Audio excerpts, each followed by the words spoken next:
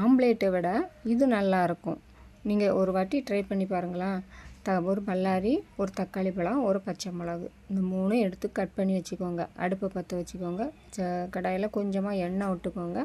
இந்த 3ஐயும் எடுத்து கொஞ்சம் வதக்கி எடுத்துக்கோங்க. அது கூட உப்பு போட்டுக்கோங்க, சீக்கிரம் வதங்கிடும். அப்புறம் 2 முட்டை எடுத்து வச்சுருக்கேன். அந்த முட்டையும் அதில் ஊற்றிடுவோம். ஊற்றிட்டு அதையும் கொஞ்சம் அப்படி நல்லா வதக்கி எடுத்துருங்க. அதுக்கப்புறவு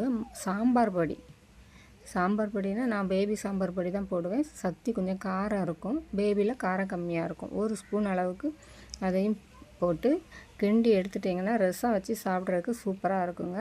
நீங்களும் வீட்டில் ட்ரை பண்ணி பாருங்கள். நம்ம சேனல் சப்போர்ட் பண்ணுங்கள், லைக் பண்ணுங்கள், ஷேர் பண்ணுங்கள், கமெண்ட் பண்ணுங்கள். அதுக்கு மேலே கொஞ்சமாக மல்லித்தழை இருக்கு இல்லையா, அதை கட் பண்ணி போட்டிருந்தேன். நைட்டு வீட்டில் ரசம் இருந்துச்சு. ரசத்துக்கு இது சூப்பராக இருந்துச்சு. சுடு சுடு சோறில் வச்சு சாப்பிட ரொம்ப நல்லா இருந்துச்சு. நீங்களும் ட்ரை பண்ணி